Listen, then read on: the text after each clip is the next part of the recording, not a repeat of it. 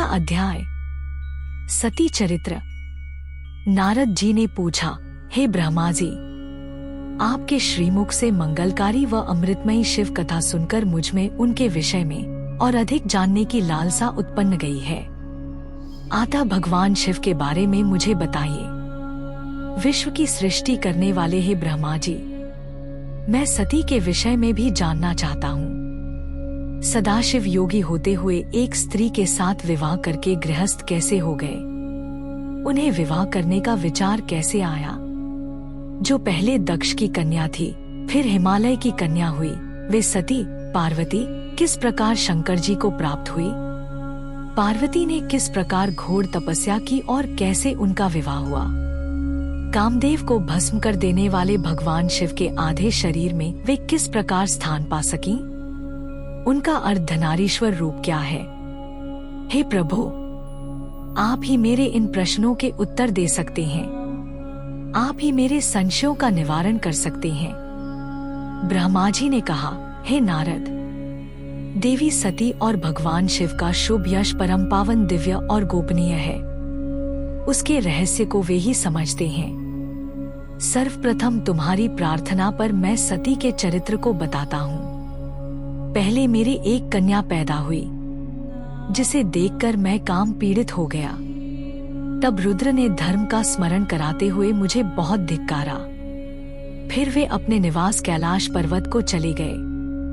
उन्हें मैंने समझाने की कोशिश की, परंतु मेरे सभी प्रयत्न निष्फल हो गए। तब मैंने शिवजी की आराधना की। शिवजी ने मुझे बहुत समझाया, परंतु मैंने हठ नहीं छोड़ा और फिर रुद्रदेव को मोहित करने के लिए शक्ति का उपयोग करने लगा। मेरे पुत्र दक्ष के यहाँ सती का जन्म हुआ। वह दक्ष सुता उमा नाम से उत्पन्न होकर कठिन तप करके रुद्र की स्त्री हुई। रुद्र ने गृहस्थाश्रम में सुखपूर्वक समय व्यतीत किया। उधर शिवजी की माया से दक्ष को घमंड हो गया और वह महादेव जी की निंदा करने लगा। दक्ष ने एक विशाल यज्ञ का आयोजन किया। उस यज्ञ में दक्ष ने मुझे, विष्णु जी को, सभी देवी देवताओं को और ऋषि मुनियों को निमंत्रण दिया, परंतु महादेव शिवजी एवं अपनी पुत्री सती को उस विशाल यज्ञ का निमंत्रण नहीं दिया। सती को जब इस बात की जानकारी मिली तो उन्होंने शिवचरणों में वंदना कर उनसे दक्ष यज्ञ में जाने की इच्छा प्रकट की। भगवान शिव ने देवी सती को बहुत समझाया कि बिना बुलाए ऐसे आयोजनों में जाना अपमान और अनिष्टकारक होता है, लेकिन सती ने जाने का हठ किया। शिव ने भावी को देखते हुए आज्ञा दे दी। शिव सर्वज्ञ है। सती पिता के घर चली गई। वहां यज्ञ में महादेव जी के लिए भाग न देख और अपने पिता के मुख से अपने पति की घोर निंदा सुनकर उन्हें बहुत क्रोध आया। वे महादेव की निंदा सहन न कर सकी और उन्होंने उसी यज्ञ कुंड में कूदकर अपने शरीर का त्याग कर दिया। जब इसका समाचार शिव तक पहुंचा तो वे बहुत कुपित हुए। उन्होंने अपनी जटा का एक बाल उखाड़कर वीरभद्र नामक अपने गण को उत्पन्न किया। भगवान शिव ने वीरभद्र को आज्ञा दी कि वह दक्ष के यज्ञ का विध्वंस कर दे। वीरभद्र ने शिव आज्ञा का पालन करते हुए यज्ञ का विध्वंस कर दिया और दक्ष का सिर काट दिया। इस उपद्रव को देखकर सभी लोग भगवान शिव की प्रार्थना करने लगे। तब भगवान शिव ने दक्ष को पुनः जीवित कर दिया और उनके यज्ञ को पूर्ण कराया। भगवान शिव सती के मृत शरीर को लेकर वहां से चले गए। उस समय सती के शरीर से उत्पन्न ज्वाला पर्वत पर गिरी थी। वही पर्वत आज भी ज्वालामुखी के नाम से पूजित है। आज भी उसके दर्शन से मनोकामनाएं पूरी होती हैं। वही सती दूसरे जन्म में हिमाचल के घर में पुत्री रूप में प्रकट हुई, जिनका नाम पार्वती था। उन्होंने कठोर तप द्वारा पुनः महादेव शिव को अपने पति के रूप में प्राप्त कर लिया। दूसरा अध्याय। शिव पार्वती चरित्र। सूत जी बोले, हे ऋषियों, ब्रह्मा जी के ये वचन सुनकर नारद जी पुनः पूछने लगे, हे ब्रह्मा जी, मैं सती और शंकर जी के परम पवित्र व दिव्य चरित्र को पुनः सुनना चाहता हूँ कि सती की उत्पत्ति कैसे हुई और महादेव जी का मन विवाह करने के लिए कैसे तैयार हुआ। दक्ष से नाराज होकर देवी सती ने अपनी देह को कैसे त्याग दिया और फिर कैसे हिमाचल की पुत्री पार्वती के रूप में जन्म लिया। उनके तप, विवाह, कामनाश आदि की सभी कथाएं मुझे सविस्तार सुनाने की कृपा करें।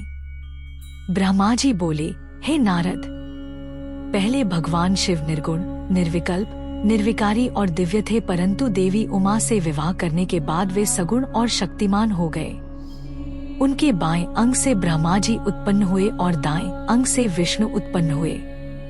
तभी से भगवान सदाशिव के 3 रूप ब्रह्मा, विष्णु और रुद्र सृष्टिकर्ता, पालनकर्ता और संहारकर्ता के रूप में विख्यात हुए। उनकी आराधना करते हुए मैं सुरासुर सहित मनुष्य आदि जीवों की रचना करने लगा। मैंने सभी जातियों का निर्माण किया। मैंने ही मरीच, अत्रि, पुलह, पुलस्त्य, अंगिरा, क्रतु, वशिष्ठ, नारद, दक्ष और भृगु की उत्पत्ति की और ये मेरे मानस पुत्र कहलाए। तत्पश्चात मेरे मन में माया का मोह उत्पन्न होने लगा। तब मेरे हृदय से अत्यंत मनोहारी और सुंदर रूप वाली नारी प्रकट हुई। उसका नाम संध्या था। वह दिन में क्षीण होती, परंतु रात में उसका रूप सौंद और निखर जाता था।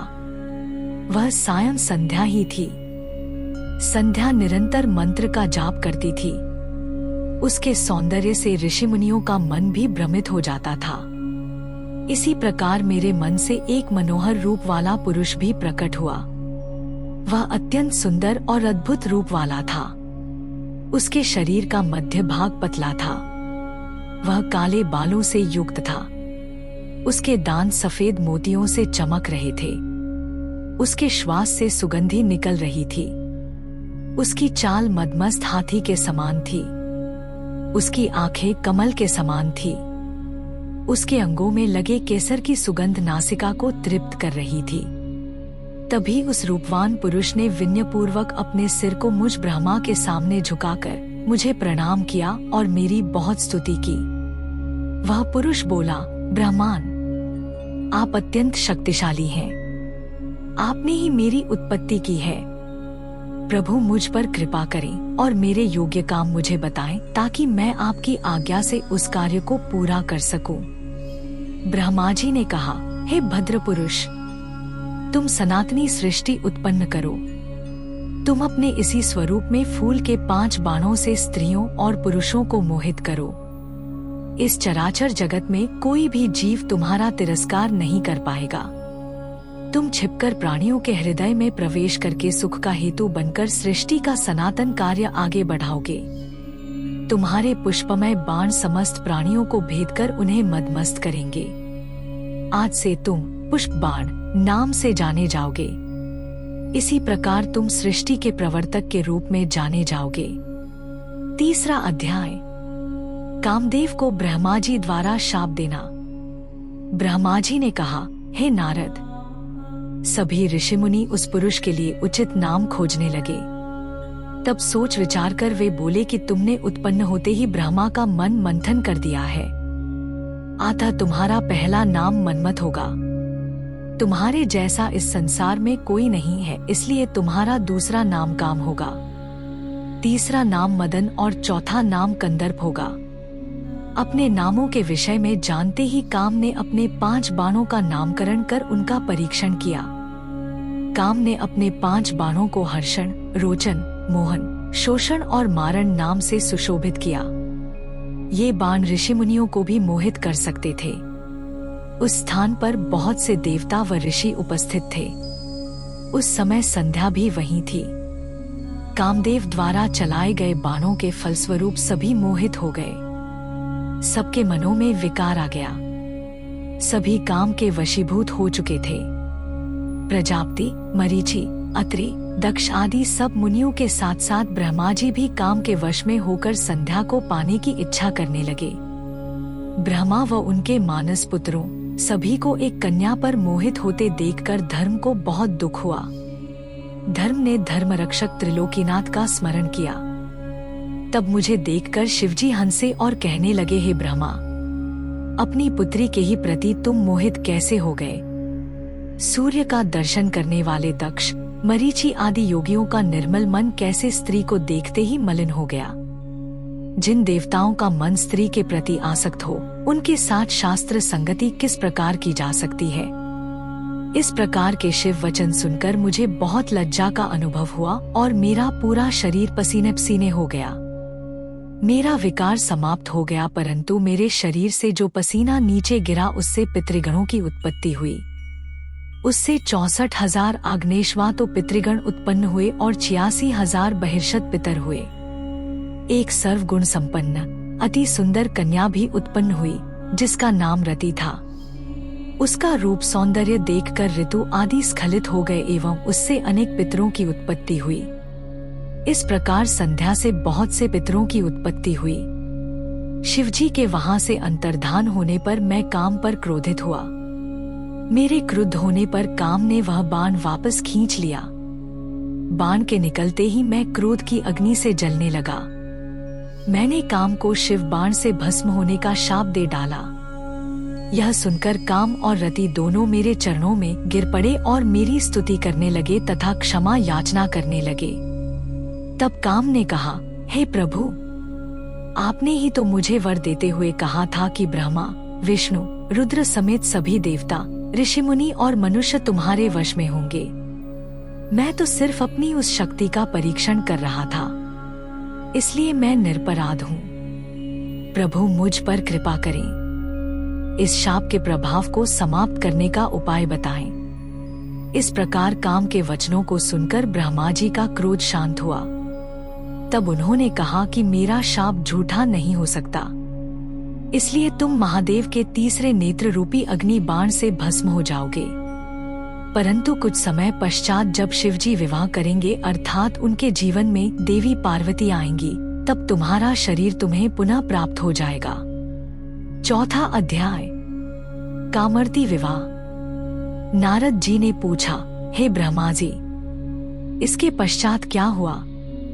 आप मुझे इससे आगे की कथा भी बताइए। भगवान काम और रति का विवाह हुआ या नहीं? आपके शाप का क्या हुआ? कृपया इसके बारे में भी मुझे सविस्तार बताइए। ब्रह्मा जी बोले, शिवजी के वहां से अंतर्धान हो जाने पर दक्ष ने काम से कहा, कामदेव, आपके ही समान गुणों वाली परम सुंदरी एवं सुशीला मेरी कन्या को तुम पत्नी के रूप में स्वीकार करो। मेरी पुत्री सर्वगुण संपन्न है तथा हर तरीके से आपके लिए सुयोग्य है। हे महातेजस्वी मनोभव, यह हमेशा तुम्हारे साथ रहेगी और तुम्हारी इच्छानुसार कार्य करेगी। यह कहकर दक्ष ने अपनी कन्या, जो उनके पसीने से उत्पन्न हुई थी, का नाम रति रख दिया। तत्पश्चात कामदेव और रति का विवाह सोल्लास संपन्न हुआ। हे नारद, दक्ष की पुत्री रति बड़ी रमणीय और परम सुंदरी थी। उसका रूप लावण्य मुनियों को भी मोह लेने वाला था। रति से विवाह होने पर कामदेव अत्यंत प्रसन्न हुए। वे रति पर पूर्ण मोहित थे। उनके विवाह पर बहुत बड़ा उत्सव हुआ। प्रजापति दक्ष पुत्री के लिए सुयोग्य वर पाकर बहुत खुश थे। दक्ष कन्या देवी रति भी कामदेव को पाकर धन्य हो गई थी। जिस प्रकार बादलों में बिजली शोभा पाती है, उसी प्रकार कामदेव के साथ रति शोभा पा रही थी। कामदेव ने रति को अपने हृदय सिंहासन में बैठाया तो रति भी कामदेव को पाकर उसी प्रकार प्रसन्न हुई, जिस प्रकार श्रीहरि को पाकर देवी लक्ष्मी। उस समय आनंद और खुशी से सराबोर कामदेव व रति भगवान शिव का शाप भूल गए। सूत जी कहते हैं, ब्रह्मा जी का यह कथन सुनकर महर्षि नारद बड़े प्रसन्न हुए और हर्षपूर्वक बोले, हे महामते, आपने भगवान शिव की अद्भुत लीला मुझे सुनाई है। प्रभु, अब मुझे आप यह बताइए कि कामदेव और रति के विवाह के उपरांत सब देवताओं के अपने धाम चले जाने के बाद पितरों को उत्पन्न करने वाली ब्रह्मकुमारी संध्या कहाँ गई? उनका विवाह कब और किससे हुआ? संध्या के विषय में मेरी जिज्ञासा शांत करिए। 5वां अध्याय, संध्या का चरित्र। सूत जी बोले, हे ऋषियों, नारद जी के इस प्रकार प्रश्न करने पर ब्रह्मा जी ने कहा, मुने, संध्या का चरित्र सुनकर समस्त कामनियां सती साध्वी हो सकती हैं। वह संध्या मेरी मानस पुत्री थी, जिसने घोर तपस्या करके अपना शरीर त्याग दिया था। फिर वह मुनिश्रेष्ठ मेधातिथि की पुत्री अरुंधति के रूप में जन्मी। संध्या ने तपस्या करते हुए अपना शरीर इसलिए त्याग दिया था क्योंकि वह स्वयं को पापिनी समझती थी। उसे देखकर स्वयं उसके पिता और भाइयों में काम की इच्छा जागृत हुई थी। तब उसने इसका प्रायश्चित करने के बारे में सोचा तथा निश्चय किया कि वह अपना शरीर वैदिक अग्नि में जला देगी, जिससे मर्यादा स्थापित हो। भूतल पर जन्म लेने वाला कोई भी जीव तरुणावस्था से पहले काम के प्रभाव में नहीं आ पाएगा। यह मर्यादा स्थापित कर मैं अपने जीवन का त्याग कर दूंगी। मन में ऐसा विचार करके संध्या चंद्रभागा नामक पर्वत पर चली गई। यहीं से चंद्रभागा नदी का आरंभ हुआ। इस बात का ज्ञान होने पर मैंने वेदशास्त्रों के पारंगत, विद्वान, सर्वज्ञ और ज्ञानयोगी पुत्र वशिष्ठ को वहां जाने की आज्ञा दी। मैंने वशिष्ठ जी को संध्या को विधिपूर्वक दीक्षा देने के लिए वहां भेजा था। नारद, चंद्रभागा पर्वत पर एक देव सरोवर है जो जलाशयोचित गुणों से पूर्ण है। उस सरोवर के तट पर बैठी संध्या इस प्रकार सुशोभित हो रही थी जैसे प्रदोष काल में उदित चंद्रमा और नक्षत्रों से युक्त आकाश शोभा पाता है। तभी उन्होंने चंद्रभागा नदी का भी दर्शन किया। तब उस सरोवर के तट पर बैठी संध्या से वशिष्ठ जी ने आदर पूर्वक पूछा, हे देवी, तुम इस निर्जन पर्वत पर क्या कर रही हो? तुम्हारे माता पिता कौन हैं? यदि यह छिपाने योग्य न हो तो कृपया मुझे बताओ। यह वचन सुनकर संध्या ने महर्षि वशिष्ठ की ओर देखा। उनका शरीर दिव्य तेज से प्रकाशित था। मस्तक पर जटा धारण किए वे साक्षात कोई पुण्यात्मा जान पड़ते थे। संध्या ने आदर पूर्वक प्रणाम करते हुए वशिष्ठ जी को अपना परिचय देते हुए कहा, ब्राह्मण, मैं ब्रह्मा जी की पुत्री संध्या हूँ। मैं इस निर्जन पर्वत पर तपस्या करने आई हूँ। यदि आप उचित समझे तो मुझे तपस्या की विधि बताइए। मैं तपस्या के नियमों को नहीं जानती हूँ, अतः मुझ पर कृपा करके आप मेरा उचित मार्गदर्शन करें। संध्या की बात सुनकर वशिष्ठ जी ने जान लिया कि देवी संध्या मन में तपस्या का दृढ़ संकल्प कर चुकी हैं। इसलिए वशिष्ठ जी ने भक्तवत्सल भगवान शिव का स्मरण करते हुए कहा, हे देवी, जो सबसे महान और उत्कृष्ट हैं, सभी के परम आराध्य हैं, जिन्हें परमात्मा कहा जाता है, तुम उन महादेव शिव को अपने हृदय में धारण करो। भगवान शिव ही धर्म, अर्थ, काम और मोक्ष के स्रोत हैं। तुम उन्हीं का भजन करो। ओम नमः शिवाय मंत्र का जाप करते हुए मौन तपस्या करो। उसके अनुसार मौन रहकर ही स्नान तथा शिव पूजन करो। प्रथम 2 बार छठे समय में जल को आहार के रूप में लो। तीसरी बार छठा समय आने पर उपवास करो। देवी, इस प्रकार की गई तपस्या ब्रह्मचर्य का फल देने वाली तथा अभीष्ट मनोरथों को पूरा करने वाली होती है। अपने मन में शुभ उद्देश्य लेकर शिवजी का मनन व चिंतन करो। वे प्रसन्न होकर तुम्हारी मनोकामना अवश्य पूरी करेंगे।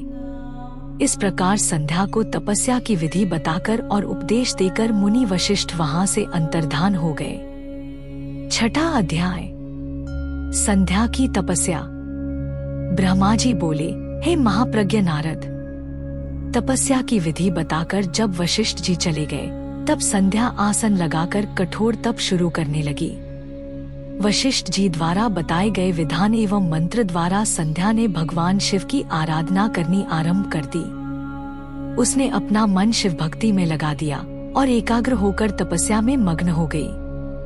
तपस्या करते करते 4 युग बीत गए। तब भगवान शिव प्रसन्न हुए और संध्या को अपने स्वरूप के दर्शन दिए, जिसका चिंतन संध्या द्वारा किया गया था। भगवान का मुख प्रसन्न था। उनके स्वरूप से शांति बरस रही थी। संध्या के मन में विचार आया कि मैं महादेव की स्तुति कैसे करूं। इसी सोच में संध्या ने नेत्र बंद कर लिए। भगवान शिव ने संध्या के हृदय में प्रवेश कर उसे दिव्य ज्ञान दिया, साथ ही दिव्य वाणी और दिव्य दृष्टि भी प्रदान की।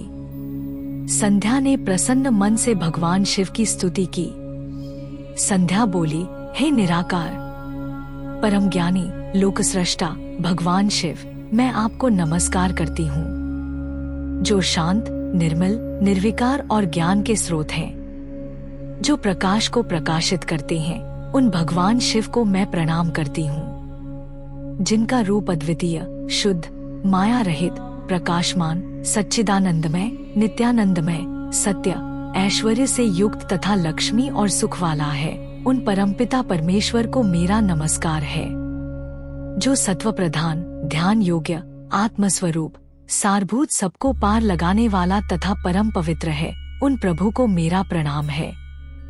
भगवान शिव आपका स्वरूप शुद्ध, मनोहर, रत्नमय, आभूषणों से अलंकृत एवं कपूर के समान है। आपके हाथों में डमरू, रुद्राक्ष और त्रिशूल शोभा पाते हैं। आपके इस दिव्य, चिन्मय, सगुण, साकार रूप को मैं नमस्कार करती हूँ। आकाश, पृथ्वी, दिशाएं, जल, तेज और काल सभी आपके रूप हैं। हे प्रभु, आप ही ब्रह्मा के रूप में जगत की सृष्टि, विष्णु रूप में संसार का पालन करते हैं। आप ही रुद्र रूप धरकर संहार करते हैं, जिनके चरणों से पृथ्वी तथा अन्य शरीर से सारी दिशाएं, सूर्य, चंद्रमा एवं अन्य देवता प्रकट हुए हैं। जिनकी नाभि से अंतरिक्ष का निर्माण हुआ है, वे ही सद्ब्रह्म तथा परब्रह्म हैं। आपसे ही सारे जगत की उत्पत्ति हुई है, जिनके स्वरूप और गुणों का वर्णन स्वयं ब्रह्मा, विष्णु भी नहीं कर सकते। भला उन त्रिलोकीनाथ भगवान शिव की स्तुति मैं कैसे कर सकती हूँ? मैं एक अज्ञानी और मूर्ख स्त्री हूँ।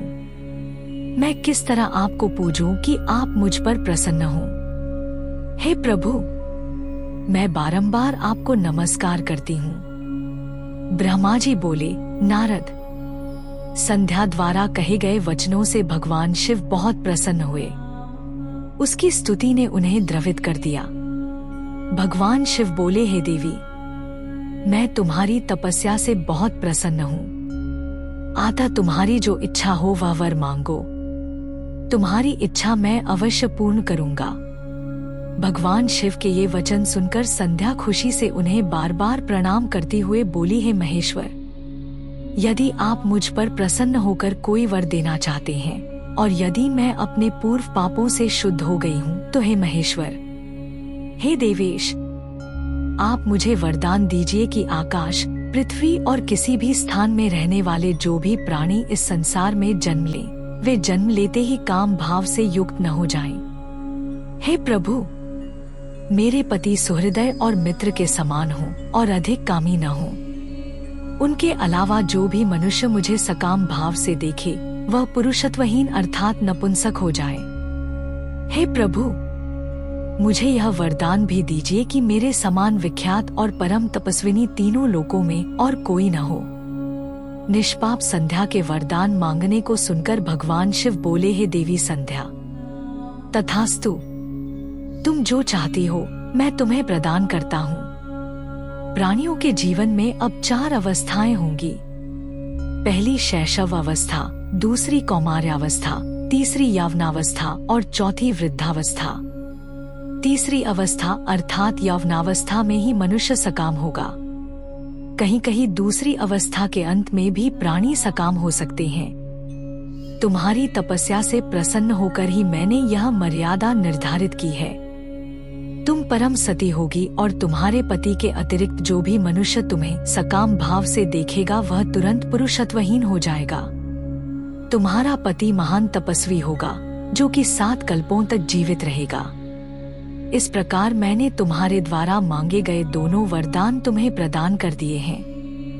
अब मैं तुम्हें तुम्हारी प्रतिज्ञा को पूर्ण करने का साधन बताता हूँ। तुमने अग्नि में अपना शरीर त्यागने की प्रतिज्ञा की थी। मुनिवर मेधातिथि का एक यज्ञ चल रहा है जो कि 12 वर्षों तक चलेगा। उसमें अग्नि बड़े जोरों से जल रही है। तुम उसी अग्नि में अपना शरीर त्याग दो। चंद्रभागा नदी के तट पर ही तपस्वियों का आश्रम है जहाँ महायज्ञ हो रहा है। तुम उसी अग्नि से प्रकट होकर मेधातिथि की पुत्री होगी। अपने मन में जिस पुरुष की इच्छा करके तुम शरीर त्यागोगी वही पुरुष तुम्हें पति रूप में प्राप्त होगा। संध्या, जब तुम इस पर्वत पर तपस्या कर रही थी तब त्रेता युग में प्रजापति दक्ष की बहुत सी कन्याएं हुईं। उनमें से 27 कन्याओं का विवाह उन्होंने चंद्रमा से कर दिया। चंद्रमा उन सबको छोड़कर केवल रोहिणी से प्रेम करते थे। तब दक्ष ने क्रोधित होकर उन्हें शाप दे दिया। चंद्रमा को शाप से मुक्त कराने के लिए उन्होंने चंद्रभागा नदी की रचना की। उसी समय मेधातिथि यहाँ उपस्थित हुए थे। उनके समान कोई तपस्वी न है, न होगा। उन्हीं का ज्योतिष्टोम नामक यज्ञ चल रहा है, जिसमें अग्निदेव प्रज्वलित है। तुम उसी आग में अपना शरीर डालकर पवित्र हो जाओ और अपनी प्रतिज्ञा पूरी करो। इस प्रकार उपदेश देकर भगवान शिव वहां से अंतर्धान हो गए। 7वां अध्याय, संध्या की आत्माहुति। ब्रह्मा जी कहते हैं, नारद, जब भगवान शिव देवी संध्या को वरदान देकर वहां से अंतर्धान हो गए, तब संध्या उस स्थान पर गई जहां पर मुनि मेधातिथि यज्ञ कर रहे थे। उन्होंने अपने हृदय में तेजस्वी ब्रह्मचारी वशिष्ठ जी का स्मरण किया तथा उन्हीं को पति रूप में पाने की इच्छा लेकर संध्या महायज्ञ की प्रज्वलित अग्नि में कूद गई। अग्नि में उसका शरीर जलकर सूर्य मंडल में प्रवेश कर गया। तब सूर्य ने पितरों और देवताओं की तृप्ति के लिए उसे 2 भागों में बांटकर रथ में स्थापित कर दिया। उसके शरीर का ऊपरी भाग प्रातः संध्या हुआ और शेष भाग सायं संध्या हुआ। सायं संध्या से पितरों को संतुष्टि मिलती है। सूर्योदय से पूर्व जब आकाश में लाली छाई होती है, अर्थात अरुणोदय होता है, उस समय देवताओं का पूजन करें। जिस समय लाल कमल के समान सूर्य अस्त होता है, अर्थात डूबता है, उस समय पितरों का पूजन करना चाहिए। भगवान शिव ने संध्या के प्राणों को दिव्य शरीर प्रदान कर दिया। जब मेधातिथि मुनि का यज्ञ समाप्त हुआ, तब उन्होंने एक कन्या को, जिसकी कांति सोने के समान थी, अग्नि में पड़े देखा। उसे मुनि ने भली प्रकार स्नान कराया और अपनी गोद में बैठा लिया। उन्होंने उसका नाम अरुंधति रखा। यज्ञ के निर्विघ्न समाप्त होने और पुत्री प्राप्त होने के कारण मेधातिथि मुनि बहुत प्रसन्न थे। उन्होंने अरुंधति का पालन आश्रम में ही किया। वह धीरे धीरे उसी चंद्रभागा नदी के तट पर रहते हुए बड़ी होने लगी। जब वह विवाह योग्य हुई तो हम त्रिदेव ब्रह्मा, विष्णु और महेश ने मेधा मुनि से बात कर उसका विवाह मुनि वशिष्ठ से करा दिया। मुने, मेधातिथि की पुत्री महासाध्वी अरुंधति अति पतिव्रता थी। वह मुनि वशिष्ठ को पति रूप में पाकर बहुत प्रसन्न थी। वह उनके साथ रमण करने लगी। उससे शक्ति आदि शुभ एवं श्रेष्ठ पुत्र उत्पन्न हुए। हे नारद, इस प्रकार मैंने तुम्हें परम पवित्र देवी संध्या का चरित्र सुनाया है। यह समस्त अभीष्ट फलों को देने वाला है। यह परम पावन और दिव्य है। जो स्त्री पुरुष इस शुभ व्रत का पालन करते हैं, उनकी सभी कामनाएं पूरी होती हैं। 8वां अध्याय, काम की हार। सूत जी बोले, हे ऋषियों, जब इस प्रकार प्रजापति ब्रह्मा जी ने कहा, तब उनके वचनों को सुनकर नारद जी आनंदित होकर बोले, हे ब्राह्मण, मैं आपको बहुत धन्यवाद देता हूँ कि आपने इस दिव्य कथा को मुझे सुनाया है। हे प्रभु, अब आप मुझे संध्या के विषय में और बताइए कि विवाह के बाद उन्होंने क्या किया। क्या उन्होंने दोबारा तप किया या नहीं? सूत जी बोले, इस प्रकार नारद जी ने ब्रह्मा जी से पूछा। उन्होंने यह भी पूछा कि जब कामदेव रति के साथ विवाह करके वहां से चले गए और दक्ष आदि सभी मुनि वहां से चले गए, संध्या भी तपस्या के लिए वहां से चली गईं, तब वहां पर क्या हुआ? ब्रह्मा जी बोले, हे श्रेष्ठ नारद, तुम भगवान शिव के परम भक्त हो। तुम उनकी लीला को अच्छी प्रकार जानते हो। पूर्व काल में जब मैं मोह में फंस गया, तब भगवान शिव ने मेरा मजाक उड़ाया। तब मुझे बड़ा दुख हुआ। मैं भगवान शिव से ईर्ष्या करने लगा। मैं दक्ष मुनि के यहाँ गया। देवी रति और कामदेव भी वहीं थे। मैंने उन्हें बताया कि शिवजी ने किस प्रकार मेरा मजाक उड़ाया था। मैंने पुत्रों से कहा कि तुम ऐसा प्रयत्न करो जिससे महादेव शिव किसी कमनीय कांति वाली स्त्री से विवाह कर लें। मैंने प्रभु शिव को मोहित करने के लिए कामदेव और रति को तैयार किया। कामदेव ने मेरी आज्ञा को मान लिया। कामदेव बोले, हे ब्रह्मा जी, मेरा अस्त्र तो सुंदर स्त्री ही है। अतः आप भगवान शिव के लिए किसी परम सुंदरी की सृष्टि कीजिए। यह सुनकर मैं चिंता में पड़ गया। मेरी तेज सांसों से पुष्पों से सजे बसंत का आरंभ हुआ। बसंत और मलयानल ने कामदेव की सहायता की। इनके साथ कामदेव ने शिवजी को मोहने की चेष्टा की, पर सफल नहीं हुए। मैंने मरुदगणों के साथ पुनः उन्हें शिवजी के पास भेजा। बहुत प्रयत्न करने पर भी वे सफल नहीं हो पाए। अतः मैंने बसंत आदि सहचरों सहित रति को साथ लेकर शिवजी को मोहित करने को कहा। फिर कामदेव प्रसन्नता से रति और अन्य सहायकों को साथ लेकर शिवजी के स्थान को चले गए। 9वां अध्याय। ब्रह्मा का शिव विवाह हेतु प्रयत्न। ब्रह्मा जी बोले, काम ने प्राणियों को मोहित करने वाला अपना प्रभाव फैलाया। बसंत ने उसका पूरा सहयोग किया। रति के साथ कामदेव ने शिवजी को मोहित करने के लिए अनेक प्रकार के यत्न किए। इसके फलस्वरूप सभी जीव और प्राणी मोहित हो गए। जड़ चेतन समस्त सृष्टि काम के वश में होकर अपनी मर्यादाओं को भूल गई। संयम का व्रत पालन करने वाले ऋषिमुनि अपने कृत्यों पर पश्चाताप करते हुए आश्चर्यचकित थे कि उन्होंने कैसे अपने व्रत को तोड़ दिया, परंतु भगवान शिव पर उनका वश नहीं चल सका। कामदेव के सभी प्रयत्न व्यर्थ हो गए। तब कामदेव निराश हो गए और मेरे पास आए और मुझे प्रणाम करके बोले, हे भगवान, मैं इतना शक्तिशाली नहीं हूँ जो शिवजी को मोह सकूं। यह बात सुनकर मैं चिंता में डूब गया। उसी समय मेरे सांस लेने से बहुत से भयंकर गण प्रकट हो गए, जो अनेक वाद्य यंत्रों को जोर जोर से बजाने लगे और मारो मारो की आवाज करने लगे। ऐसी अवस्था देखकर कामदेव ने उनके विषय में मुझसे प्रश्न किया। तब मैंने उन गणों को मार नाम प्रदान कर उन्हें कामदेव को सौंप दिया और बताया कि ये सदा तुम्हारे वश में रहेंगे। तुम्हारी सहायता के लिए ही इनका जन्म हुआ है।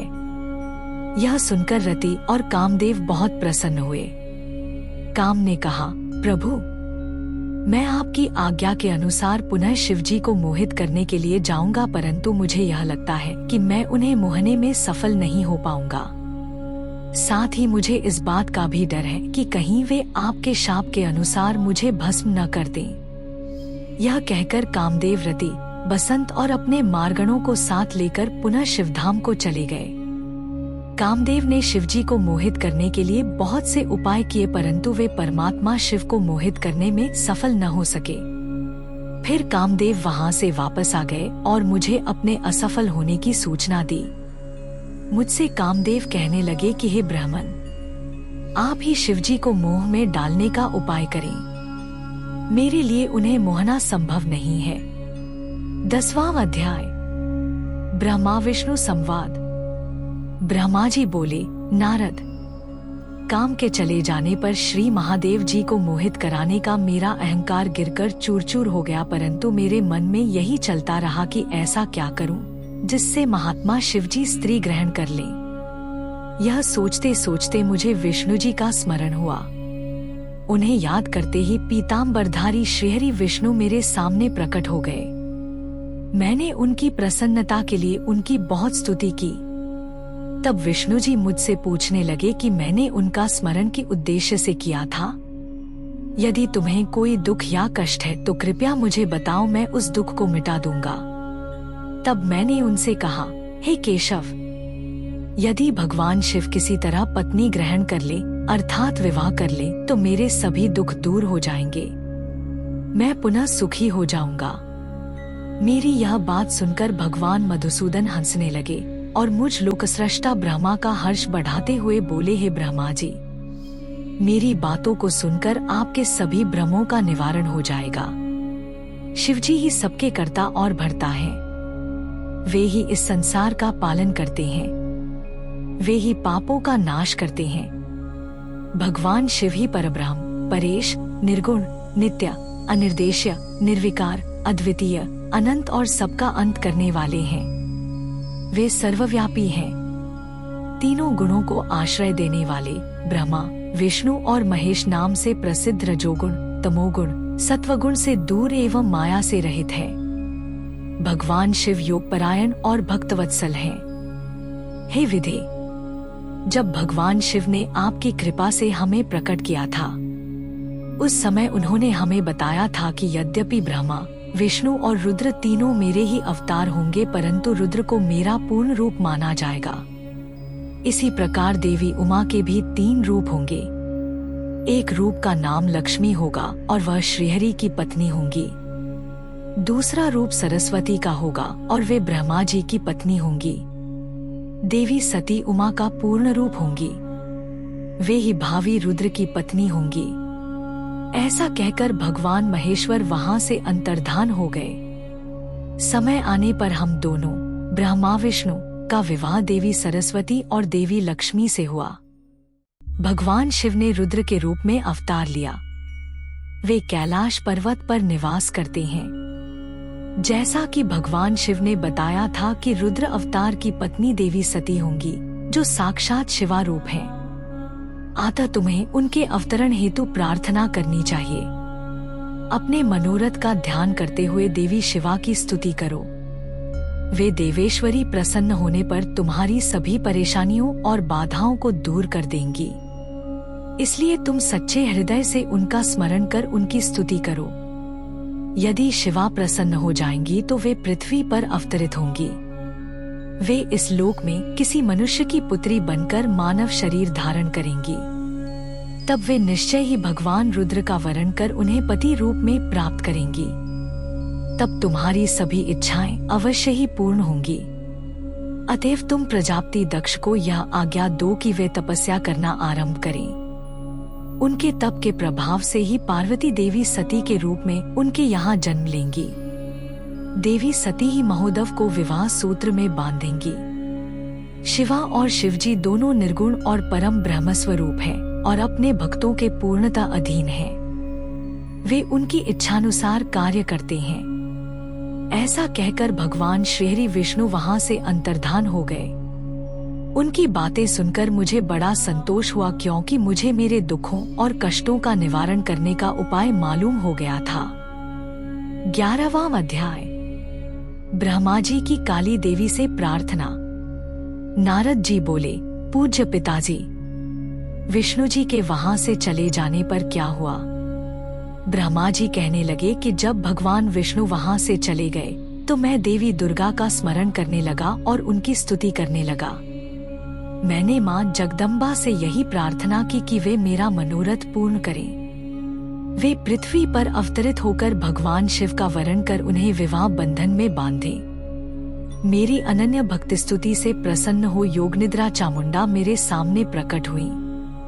उनकी कजल सी कांति, रूप सुंदर और दिव्य था।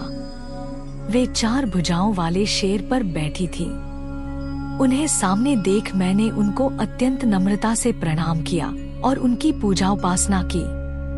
तब मैंने उन्हें बताया कि देवी, भगवान शिव रुद्र रूप में कैलाश पर्वत पर निवास कर रहे हैं। वे समाधि लगाकर तपस्या में लीन हैं। वे पूर्ण योगी हैं। भगवान रुद्र ब्रह्मचारी हैं और वे गृहस्थ जीवन में प्रवेश नहीं करना चाहते। वे विवाह नहीं करना चाहते। अतः आप उन्हें मोहित कर उनकी पत्नी बनना स्वीकार करें। हे देवी, स्त्री के कारण ही भगवान शिव ने मेरा मजाक उड़ाया है और मेरी निंदा की है। इसलिए मैं भी उन्हें स्त्री के लिए आसक्त देखना चाहता हूँ। देवी, आपके अलावा कोई भी इतना शक्तिशाली नहीं है कि वह भगवान शंकर को मोह में डाले। मेरा आपसे अनुरोध है कि आप प्रजापति दक्ष के यहाँ उनकी कन्या के रूप में जन्म लें और भगवान शिव का वरण कर उन्हें गृहस्थ आश्रम में प्रवेश कराएं। देवी चामुंडा बोली, हे ब्रह्मा, भगवान शिव तो परम योगी हैं।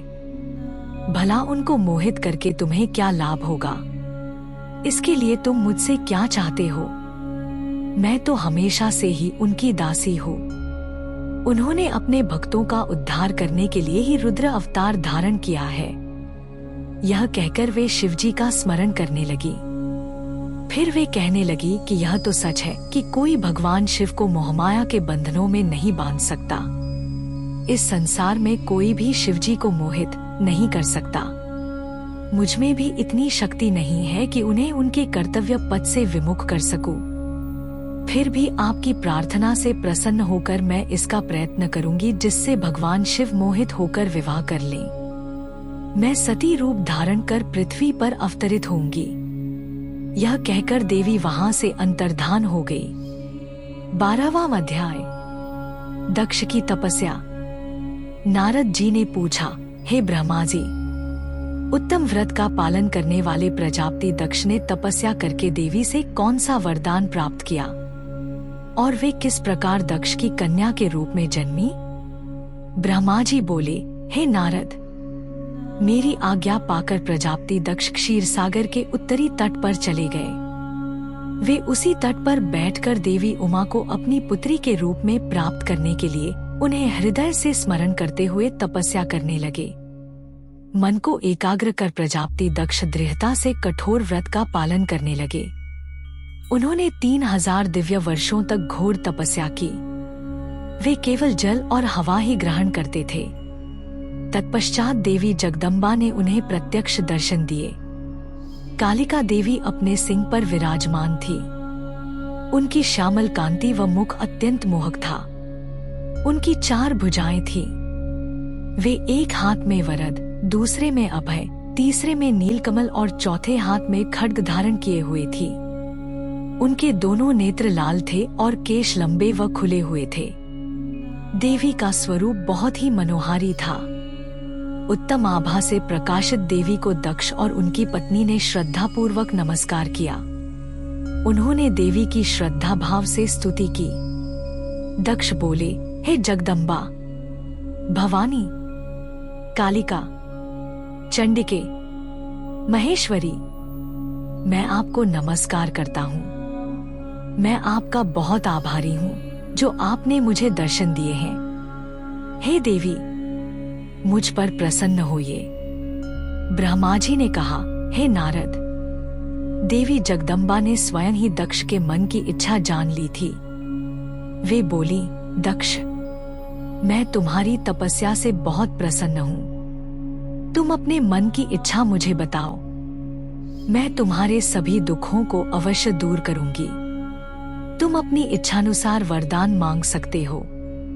जगदम्बा की यह बात सुनकर प्रजापति दक्ष बहुत प्रसन्न हुए और देवी को प्रणाम करने लगे। दक्ष बोले, हे देवी, आप धन्य हैं।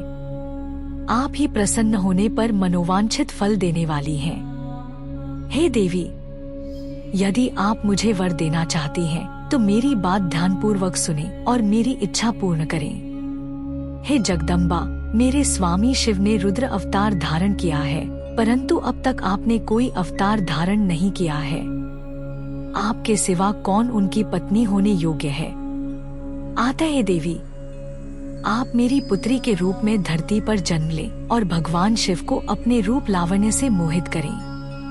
हे जगदम्बा, आपके अलावा कोई भी शिवजी को कभी मोहित नहीं कर सकता। इसलिए आप हर मोहिनी अर्थात भगवान को मोहने वाली बनकर संपूर्ण जगत का हित कीजिए। यही मेरे लिए वरदान है। दक्ष का यह वचन सुनकर जगदम्बिका हंसने लगी और मन में भगवान शिव का स्मरण कर बोली, हे प्रजापति दक्ष, तुम्हारी पूजा आराधना से मैं प्रसन्न हूँ। तुम्हारे वर के अनुसार मैं तुम्हारी पुत्री के रूप में जन्म लूंगी। तत्पश्चात बड़ी होकर मैं कठोर तप द्वारा महादेव जी को प्रसन्न कर उन्हें पति रूप में प्राप्त करूंगी। मैं उनकी दासी हूँ। प्रत्येक जन्म में शिव शंभु ही मेरे स्वामी होते हैं। अतः मैं तुम्हारे घर में जन्म लेकर शिवा का अवतार धारण करूंगी। अब तुम घर जाओ, परंतु एक बात हमेशा याद रखना, जिस दिन तुम्हारे मन में मेरा आदर कम हो जाएगा, उसी दिन मैं अपना शरीर त्याग कर अपने स्वरूप में लीन हो जाऊंगी। यह कहकर देवी जगदम्बिका वहां से अंतर्धान हो गई तथा प्रजापति दक्ष सुखी मन से घर लौट आए। 13वां अध्याय। दक्ष द्वारा मैथुनी सृष्टि का आरंभ। ब्रह्मा जी कहते हैं, हे नारद, प्रजापति दक्ष देवी का वरदान पाकर अपने आश्रम में लौट आए। मेरी आज्ञा पाकर प्रजापति दक्ष मानसिक सृष्टि की रचना करने लगे, परंतु फिर भी प्रजा की संख्या में वृद्धि होती न देखकर वे बहुत चिंतित हुए और मेरे पास आकर कहने लगे, हे प्रभो, मैंने जितने भी जीवों की रचना की है वे सभी उतने ही रह गए, अर्थात उनमें कोई भी वृद्धि नहीं हो पाई। हे तात, मुझे कृपा कर ऐसा कोई उपाय बताइए जिससे वे जीव अपने आप बढ़ने लगे। ब्रह्मा जी बोले, प्रजापति दक्ष, मेरी बात ध्यानपूर्वक सुनो।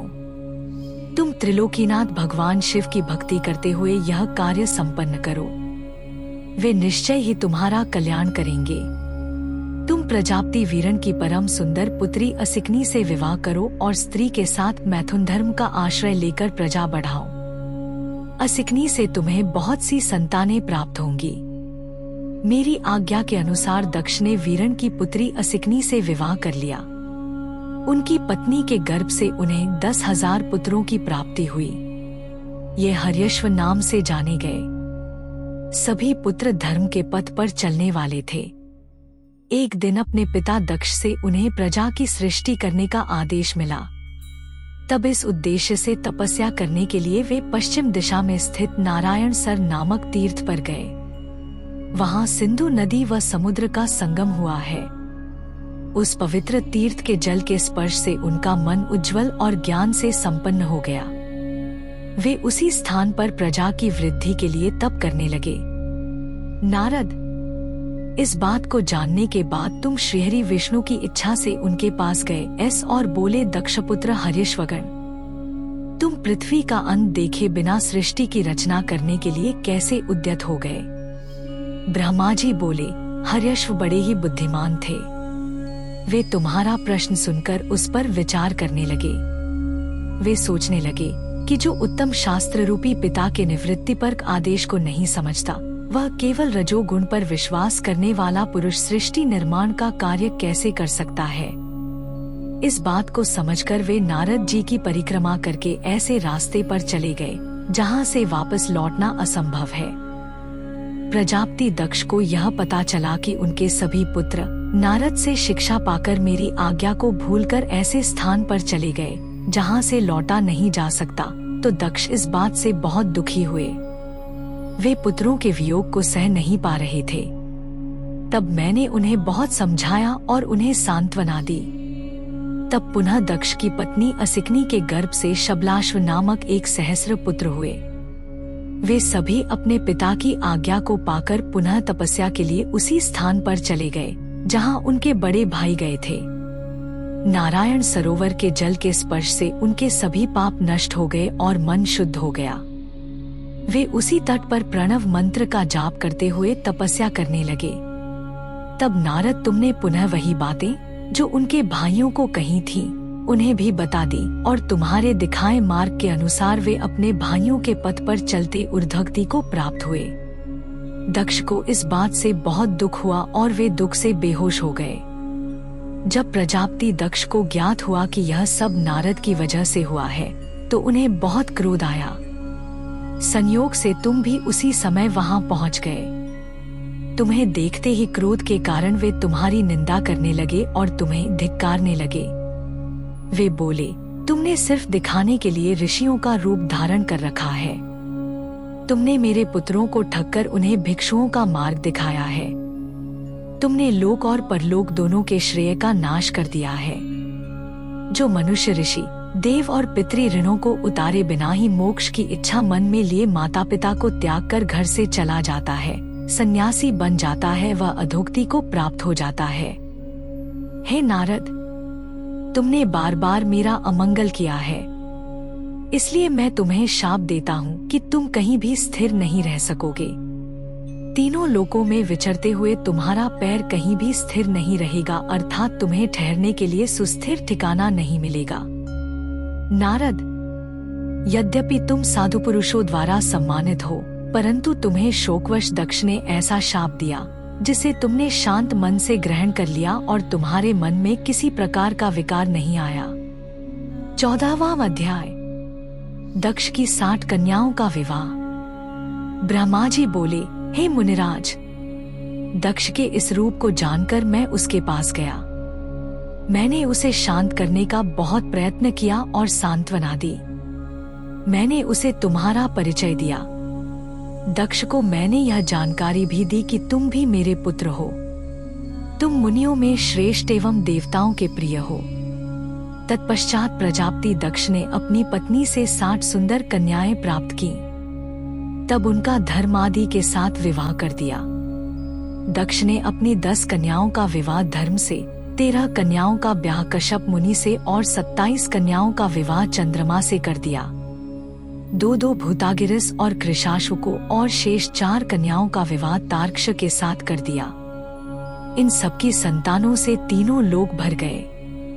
पुत्र पुत्रियों की उत्पत्ति के पश्चात प्रजापति दक्ष ने अपनी पत्नी सहित देवी जगदम्बिका का ध्यान किया। देवी की बहुत स्तुति की। प्रजापति दक्ष की सपत्नीक स्तुति से देवी जगदम्बिका ने प्रसन्न होकर दक्ष की पत्नी के गर्भ से जन्म लेने का निश्चय किया। उत्तम मुहूर्त देखकर दक्ष पत्नी ने गर्भ धारण किया। उस समय उनकी शोभा बढ़ गई। भगवती के निवास के प्रभाव से दक्ष पत्नी महामंगल रूपिणी हो गई। देवी को गर्भ में जानकर सभी देवी देवताओं ने जगदम्बा की स्तुति की। 9 महीने बीत जाने पर शुभ मुहूर्त में देवी भगवती का जन्म हुआ। उनका मुख दिव्य आभा से सुशोभित था। उनके जन्म के समय आकाश से फूलों की वर्षा होने लगी और मेघ जल बरसाने लगे।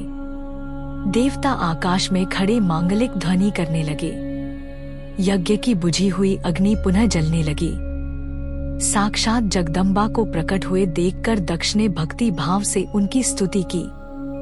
स्तुति सुनकर देवी प्रसन्न होकर बोली, हे प्रजापते, तुम्हारी तपस्या से प्रसन्न होकर मैंने तुम्हारे घर में पुत्री के रूप में जन्म लेने का जो वर दिया था वह आज पूर्ण हो गया है। यह कहकर उन्होंने पुनः शिशु रूप धारण कर लिया तथा रोने लगी। उनका रोना सुनकर दासियां उन्हें चुप कराने हेतु वहां एकत्र हो गईं। जन्मोत्सव में गीत और अनेक वाद्य यंत्र बजने लगे। दक्ष ने वैदिक रीति से अनुष्ठान किया और ब्राह्मणों को दान दिया। उन्होंने अपनी पुत्री का नाम उमा रखा। देवी उमा का पालन बहुत अच्छे तरीके से किया जा रहा था। वह बालकपन में बहुत सी लीलाएं करती थी। देवी उमा इस प्रकार बढ़ने लगी जैसे शुक्ल पक्ष में चंद्रमा की कला बढ़ती है। जब भी वे अपनी सखियों के बैठती, वे भगवान शिव की मूर्ति को ही चित्रित करती थी। वे सदा प्रभु शिव के भजन गाती थी, उन्हीं का स्मरण करती और भगवान शिव की भक्ति में ही लीन रहती। 15वां अध्याय। सती की तपस्या। ब्रह्मा जी बोले, हे नारद, एक दिन मैं तुम्हें लेकर प्रजापति दक्ष के घर पहुंचा। वहां मैंने देवी सती को उनके पिता के पास बैठे देखा। मुझे देखकर दक्ष ने आसन से उठकर मुझे नमस्कार किया। तत्पश्चात सती ने भी प्रसन्नतापूर्वक मुझे नमस्कार किया। हम दोनों वहां आसन पर बैठ गए। तब मैंने देवी सती को आशीर्वाद देते हुए कहा, सती, जो केवल तुम्हें चाहते हैं और तुम्हारी ही कामना करते हैं, तुम भी मन में उन्हीं को सोचती हो और उसी के रूप का स्मरण करती हो। उन्हीं सर्वज्ञ जगदीश्वर महादेव को तुम पति रूप में प्राप्त करो, वे ही तुम्हारे योग्य हैं। कुछ देर बाद दक्ष से विदा लेकर मैं अपने धाम को चल दिया। दक्ष को मेरी बातें सुनकर बड़ा संतोष एवं प्रसन्नता हुई। मेरे कथन से उनकी सारी चिंताएं दूर हो गईं। धीरे धीरे सती ने कुमारावस्था पार कर ली और वे युवा अवस्था में प्रवेश कर गईं। उनका रूप अत्यंत मनोहारी था। उनका मुख दिव्य तेज से शोभायमान था। देवी सती को देखकर प्रजापति दक्ष को उनके विवाह की चिंता होने लगी। तब पिता के मन की बात जानकर देवी सती ने महादेव को पति रूप में पाने की इच्छा अपनी माता को बताई। उन्होंने अपनी माता से भगवान शंकर को प्रसन्न करने के लिए तपस्या करने की आज्ञा मांगी। उनकी माता ने आज्ञा देकर घर पर ही उनकी आराधना आरंभ करा दी। आश्विन मास में नंदा अर्थात प्रतिपदा, षष्ठी और एकादशी तिथियों में उन्होंने भक्तिपूर्वक भगवान शिव का पूजन कर उन्हें गुड़, भात और नमक का भोग लगाया व नमस्कार किया। इसी प्रकार एक मास बीत गया। कार्तिक मास की चतुर्दशी को देवी सती ने मालपुओं और खीर से भगवान शिव को भोग लगाया और उनका निरंतर चिंतन करती रहीं। मार्गशीर्ष के कृष्ण पक्ष की अष्टमी को वे तिल, जौ और चावल से शिवजी की आराधना करती और घी का दीपक जलाती। पौष माह की शुक्ल पक्ष सप्तमी को पूरी रात जागरण कर सुबह खिचड़ी का भोग लगाती।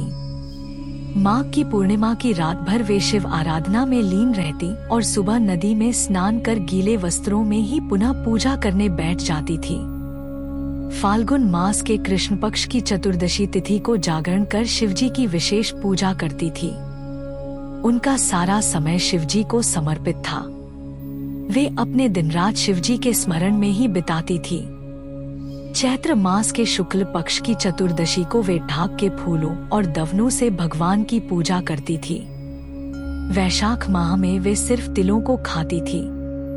वे नए जौ के भात से शिव पूजन करती थी।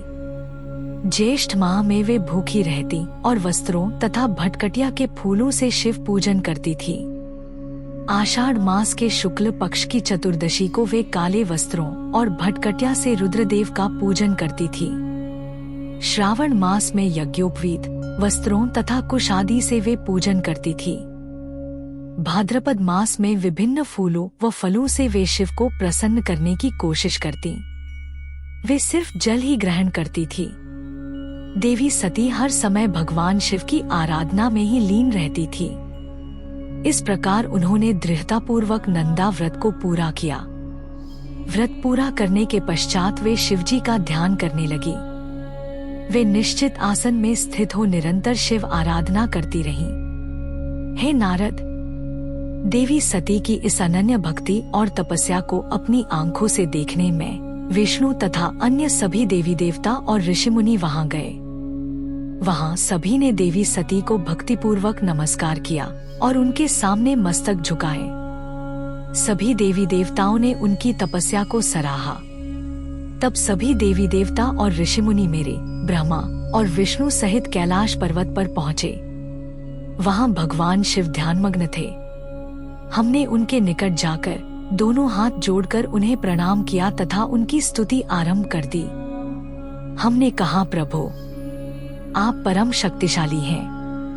आप ही सत्व, रज और तप आदि शक्तियों के स्वामी हैं। वेदत्रयी, लोकत्रयी आपका स्वरूप है। आप अपनी शरण में आए भक्तों की सदैव रक्षा करते हैं।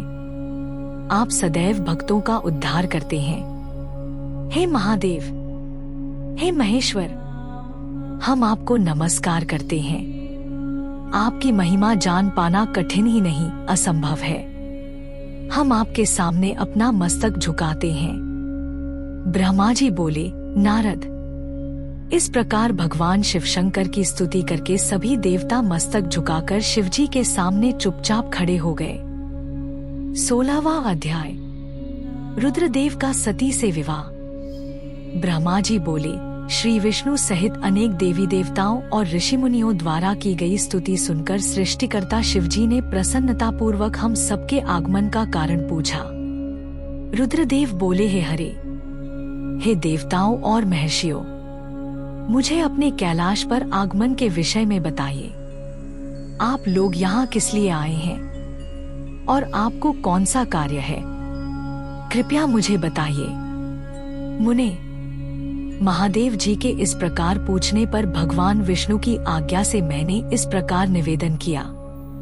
मैं बोला, हे देवाधिदेव महादेव, करुणा सागर, हम सब यहाँ आपकी सहायता मांगने के लिए आए हैं।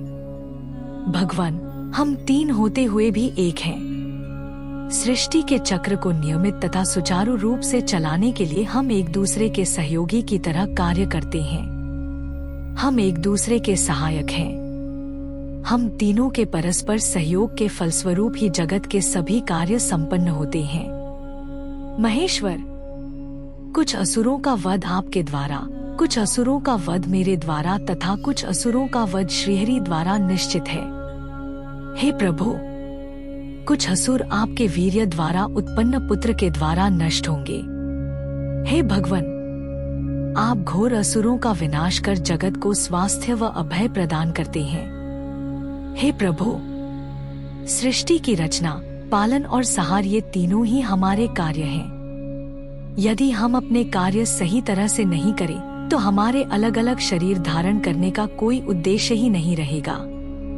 हे देव, एक ही परमात्मा महेश्वर 3 स्वरूपों में अभिव्यक्त हुए हैं। वास्तव में शिव स्वतंत्र हैं। वे लीला के उद्देश्य से सृष्टि का कार्य करते हैं। भगवान विष्णु उनके बाएं अंग से प्रकट हुए हैं। मैं ब्रह्मा उनके दाएं अंग से प्रकट हुआ हूँ। रुद्रदेव उनके हृदय से प्रकट हुए हैं। इसलिए वे ही भगवान शिव का पूर्ण रूप हैं। उनकी आज्ञा के अनुसार मैं सृष्टि की रचना और विष्णु जी जगत का पालन करते हैं। हम अपना कार्य करते हुए विवाह कर सपत्नीक हो गए हैं। अतः आप भी विश्वहित के लिए परम सुंदरी को पत्नी के रूप में ग्रहण करें। हे महेश्वर, पूर्वकाल में आपने शिवरूप में हमें एक बात कही थी।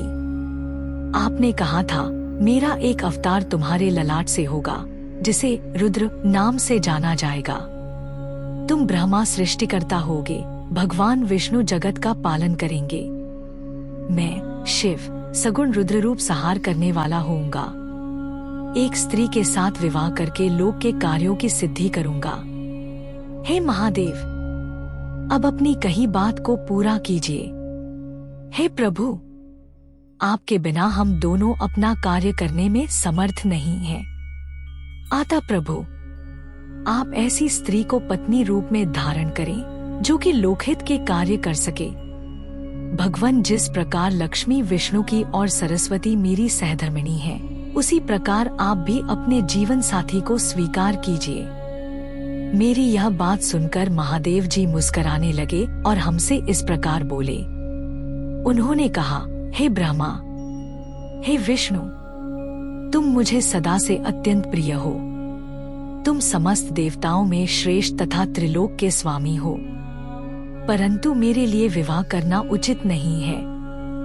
मैं सदैव तपस्या में लीन रहता हूँ। इस संसार से मैं सदा विरक्त रहता हूँ।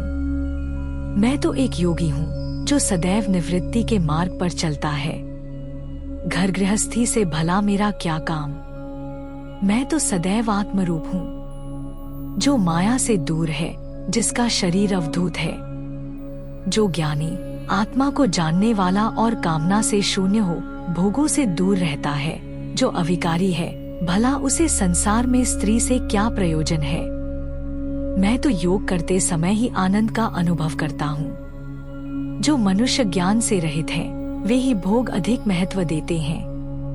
विवाह एक बहुत बड़ा बंधन है, इसलिए मैं विवाह के बंधनों में बंध नहीं चाहता। आत्मा का चिंतन करने के कारण मेरी लौकिक स्वार्थ में कोई रुचि नहीं है। फिर भी जगत के हित के लिए तुमने जो कहा है वह मैं करूंगा। तुम्हारे कहे अनुसार मैं विवाह अवश्य ही करूंगा, क्योंकि मैं सदा अपने भक्तों के वश में रहता हूँ। परंतु मैं ऐसी स्त्री से विवाह करूंगा जो योगिनी तथा इच्छानुसार रूप धारण करने वाली हो। जब मैं योग साधना करूं तो वह भी योगिनी हो जाए, और जब मैं कामासक्त हूं तब वह कामिनी बन जाए। ऐसी स्त्री ही मुझे पत्नी रूप में स्वीकार्य होगी। मैं सदैव शिव चिंतन में लगा रहता हूँ। जो स्त्री मेरे चिंतन में विघ्न डालेगी वह जीवित नहीं रह सकेगी। मैं, विष्णु और ब्रह्मा हम सभी शिव के अंश हैं। इसलिए हम सदा ही उनका चिंतन करते हैं। उनके चिंतन के लिए मैं बिना विवाह किए रह सकता हूँ। अतः मुझे ऐसी पत्नी प्रदान कीजिए जो मेरे अनुसार ही कार्य करे। यदि वह स्त्री मेरे कार्यों में विघ्न डालेगी तो मैं उसे त्याग दूंगा। विवाह हेतु शिव की स्वीकृति पाकर मैं और विष्णु जी प्रसन्न हो गए। फिर मैं विनम्रतापूर्वक भगवान शिव से बोला, हे नाथ महेश्वर, प्रभु, आपको जिस प्रकार की स्त्री की आवश्यकता है, ऐसी ही स्त्री के विषय में सुनो। हे प्रभु, भगवान शिव की पत्नी उमा ही विभिन्न अवतार धारण करके पृथ्वी पर प्रकट होती हैं और सृष्टि के विभिन्न कार्यों को पूरा करने में अपना सहयोग प्रदान करती हैं। उन्हीं देवी उमा ने लक्ष्मी रूप धारण कर श्रीहरि को वरा। सरस्वती रूप में वे मेरी अर्धांगिनी बनी। अब वही देवी लोकहित के लिए अपने तीसरे अवतार में अवतरित हुई हैं।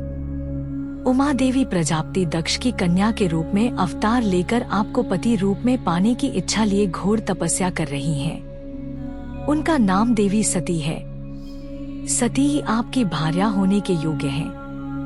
वे महातेजस्विनी ही आपको पति रूप में प्राप्त करेंगी। हे भगवान, आप उनकी कठोर तपस्या को पूर्ण करके उन्हें फलस्वरूप वरदान प्रदान करिए। उनका तपस्या का प्रयोजन आपको पति रूप में प्राप्त करना ही है। अतः प्रभु, आप देवी सती की मनोकामना को पूरा कीजिए। हम सभी देवी देवताओं की यही इच्छा है। हम आपके विवाह का उत्सव देखना चाहते हैं। आपका विवाह तीनों लोकों को सुख प्रदान करेगा तथा सभी के लिए मंगलमय होगा। तब भगवान शिव बोले, आप सबकी आज्ञा मेरे लिए सबसे ऊपर है, क्योंकि मैं सदैव अपने भक्तों के अधीन हूँ। आपकी इच्छानुसार मैं देवी सती द्वारा तपस्या पूरी कर उनसे विवाह अवश्य करूँगा। भगवान शिव के ये वचन सुनकर हम सभी बहुत प्रसन्न हुए और उनसे आज्ञा लेकर अपने अपने धाम को चले गए।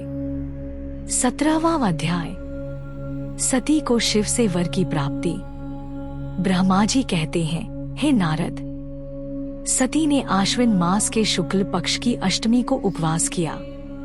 नंदाव्रत के पूर्ण होने पर जब वे भगवान शिव के ध्यान में मग्न थी तो भगवान शिव ने उन्हें प्रत्यक्ष दर्शन दिए।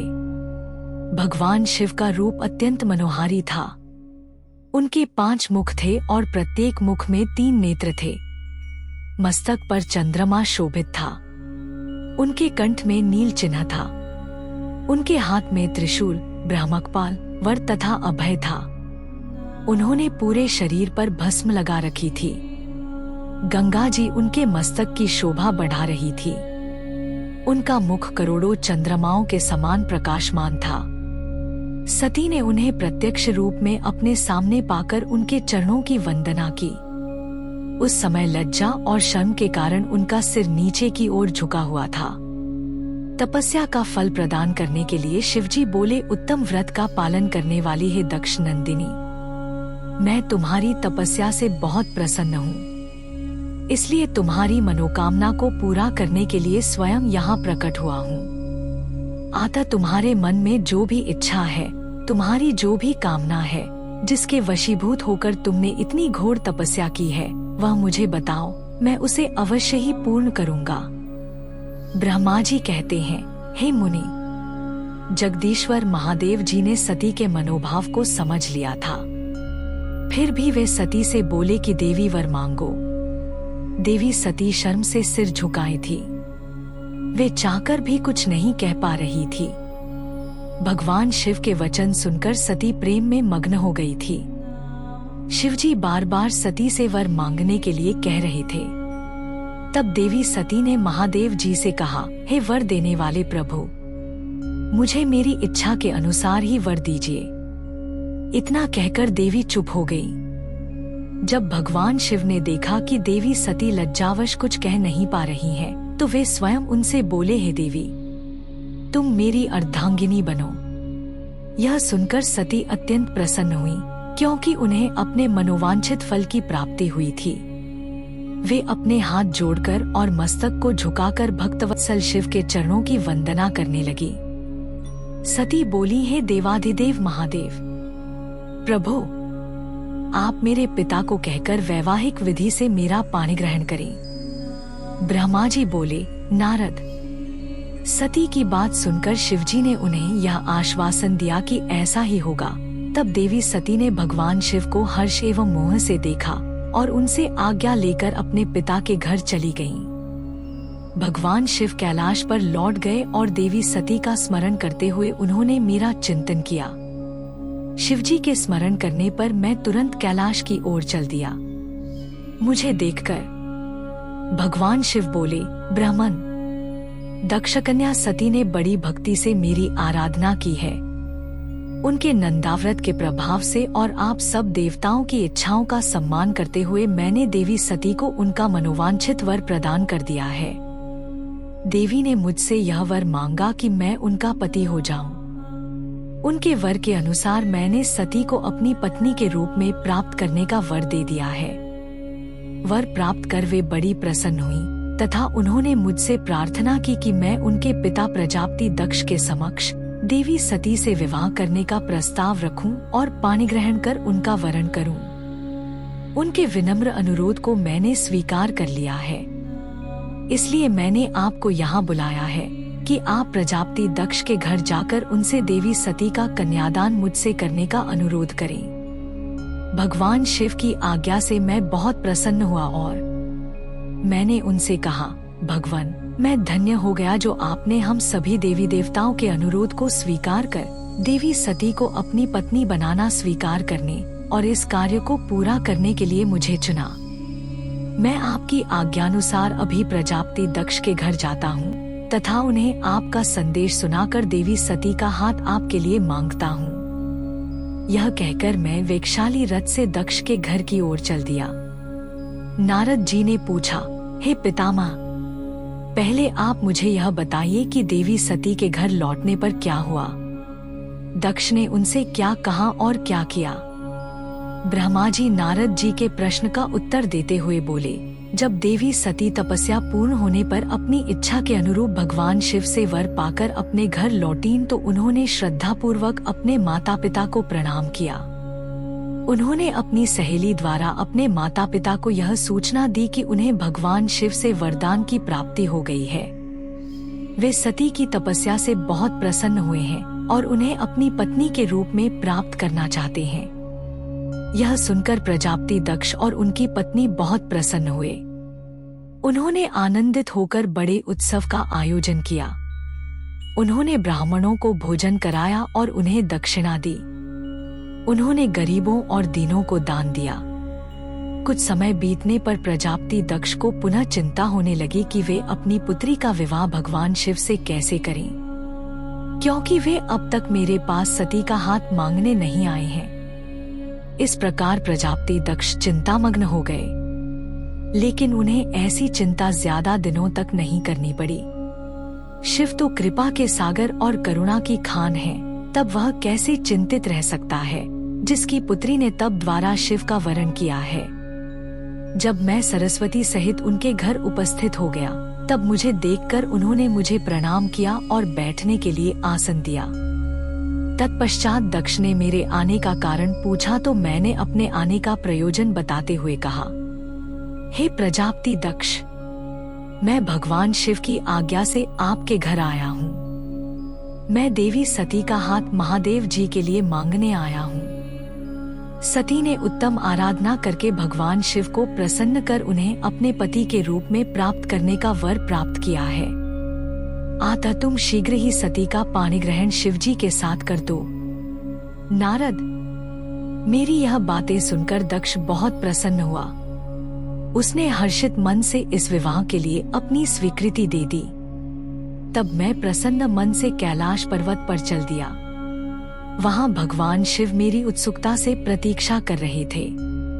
वहीं दूसरी ओर प्रजापति दक्ष, उनकी पत्नी और पुत्री सती विवाह प्रस्ताव आने पर हर्ष से विभोर हो रहे थे। 18वां अध्याय, शिव और सती का विवाह। ब्रह्मा जी बोले, नारद, जब मैं कैलाश पर्वत पर भगवान शिव को प्रजापति दक्ष की स्वीकृति की सूचना देने पहुंचा तो वे उत्सुकतापूर्वक मेरी ही प्रतीक्षा कर रहे थे। तब मैंने महादेव जी से कहा, हे भगवान, दक्ष ने कहा है कि वे अपनी पुत्री सती का विवाह भगवान शिव से करने को तैयार हैं, क्योंकि सती का जन्म महादेव जी के लिए ही हुआ है। यह विवाह होने पर उन्हें सबसे अधिक प्रसन्नता होगी। उनकी पुत्री सती ने महादेव जी को पति रूप में प्राप्त करने हेतु ही उनकी घोर तपस्या की है। उन्हें इस बात की भी खुशी है कि मैं स्वयं आपकी आज्ञा से उनकी पुत्री के लिए आपका अर्थात भगवान शिव का विवाह प्रस्ताव लेकर वहां गया। उन्होंने कहा, हे पितामह, उनसे कहिए कि वे शुभ लग्न और मुहूर्त में अपनी बारात लेकर स्वयं आएं। मैं अपनी पुत्री का कन्यादान सहर्ष महादेव जी को कर दूंगा।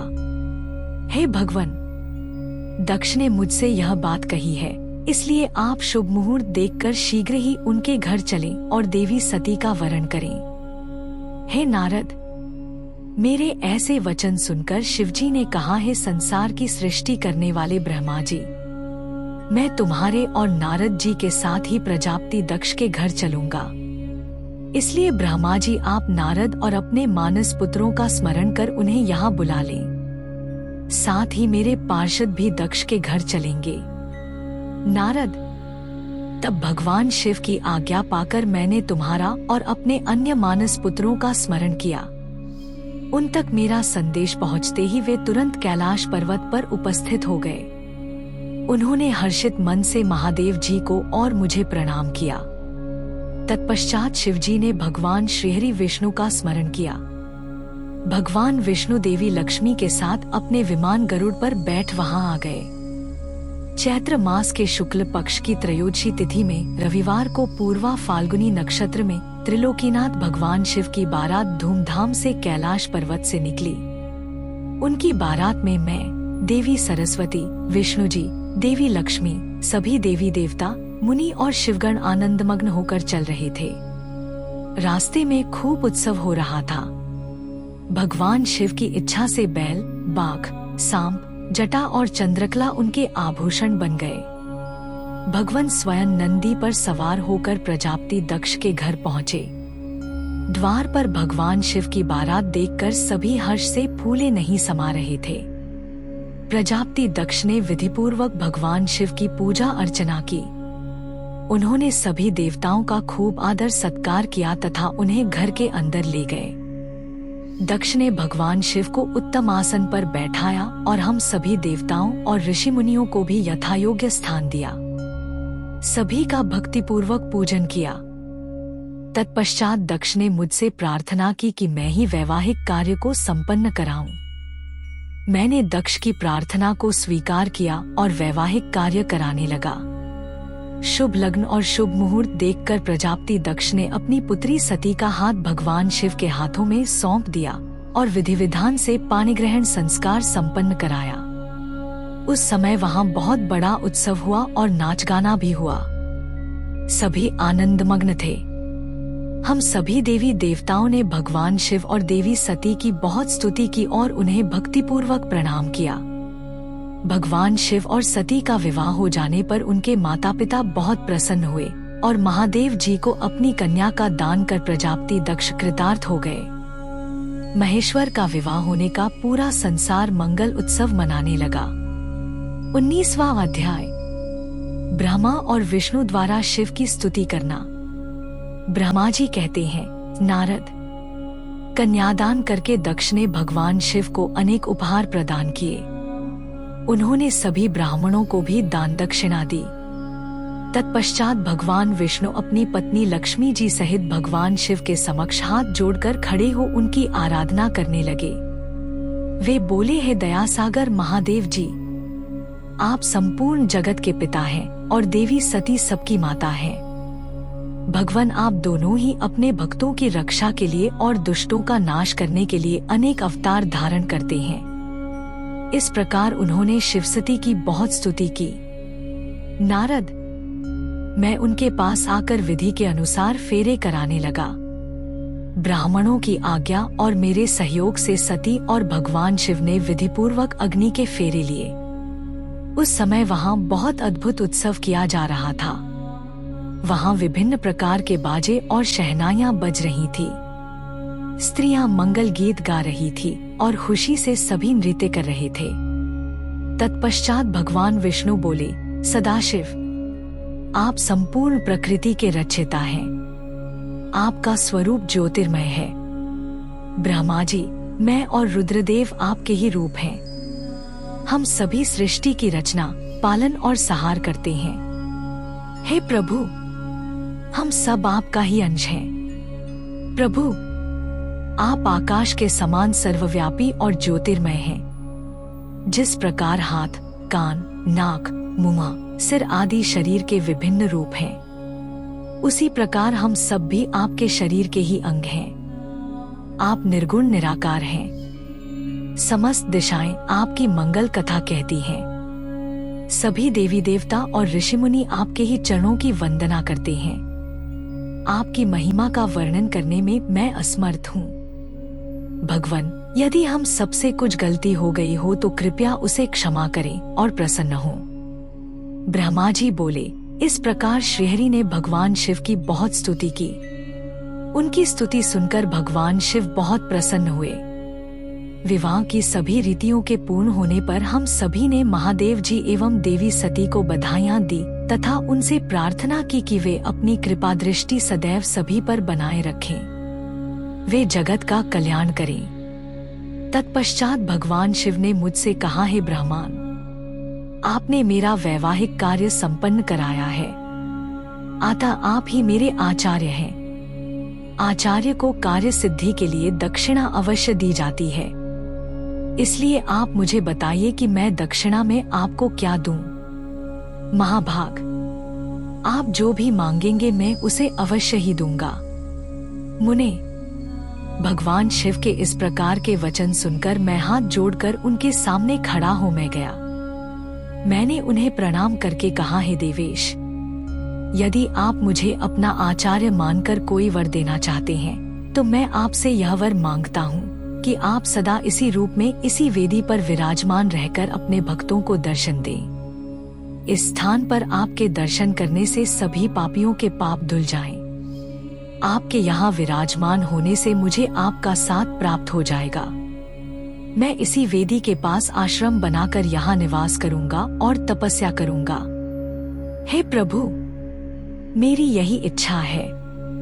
चैत्र मास के शुक्ल पक्ष की त्रयोदशी को पूर्वा फाल्गुनी नक्षत्र में रविवार के दिन जो भी मनुष्य भक्तिभाव से आपका दर्शन करे उसके सभी पाप नष्ट हो जाएं, रोगी मनुष्य के सभी रोग दूर हो जाएं। इस दिन आपका दर्शन कर मनुष्य जिस इच्छा को आपके सामने व्यक्त करे उसे आप तुरंत पूरा करें। हे प्रभु, आप इस दिन सभी को मनोवांछित वर प्रदान करें। भगवान, यही वरदान मैं आपसे मांगता हूँ। मेरी यह बात सुनकर भगवान शिव बहुत प्रसन्न हुए। वे बोले, हे ब्रह्मा, मैं आपकी इच्छा अवश्य ही पूरी करूँगा।